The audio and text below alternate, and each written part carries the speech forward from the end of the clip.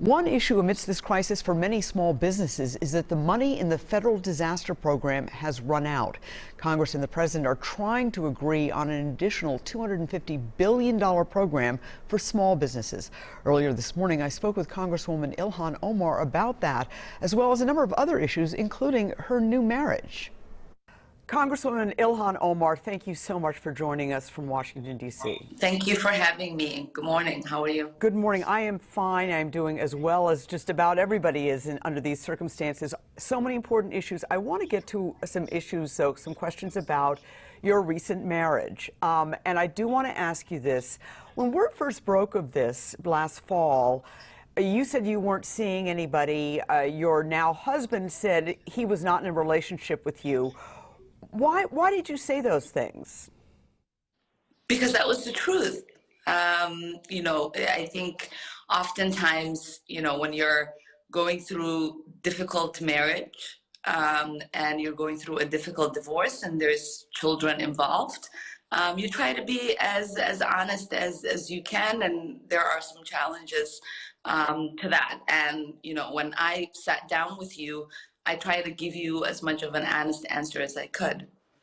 Let me ask you, Congresswoman, there are many, many articles about the amount of money that you are paying your husband's firm, consulting firm. Your husband, Tim Minot, works for a very successful progressive political consulting firm. In the first quarter of this year, you paid that firm about $300,000. What do you say when people question you about that? What we tell people is that we have 2 monthly retainers with E Street, my husband and Will Haler's firm. That's $500 for the digital work that they do, and $5,000 and $12,000 monthly retainers for digital work and regular consulting. Everything else we pay them is to the vendors that they hire on our behalf, whether that is vendors like Google and Facebook for running our ads, whether it is sending out mailers. The beginning of the year, I announced my re-election, and so we sent out many mailers to our constituents, and the firm does that on our behalf. We also have produced some videos to announce our re-election. As you know, we had a really great production for our kickoff. And so a lot of the work that goes into our campaign and the successful fundraising apparatus that we have is all due to the excellent work that E Street does on our behalf. And I have actually checked the federal election law on this. It's very clear. You can hire somebody who is a relative or that you have a relationship with as long as they are providing you with bona fide work. And I actually have a link up on our website right now to that federal election law, as well as an article that your husband's partner wrote about the history of their firm's work. So I think people might be interested in that. But the law is actually really clear on this. Yeah, that's actually a great point that you bring up. Our relationship with the firm began the day I announced my election to Congress back June of 2018. And certainly our relationship with my husband and I started way, way, way after that. Let me ask you about this extraordinary situation we're in. You represent 700,000 Minnesotans. I understand calls to your office for help are way up. What kinds of calls are you getting? Yeah, we've seen a major uptick in constituent calls and requests. Many of them are around, the financial challenges some of our constituents are facing. We're hearing people who are faced with some anxieties about what happens when the eviction moratorium is lifted. And you actually, let me, because I want to jump right to what you have proposed is a rent and mortgage cancellation. Tell me about that proposal that you've made.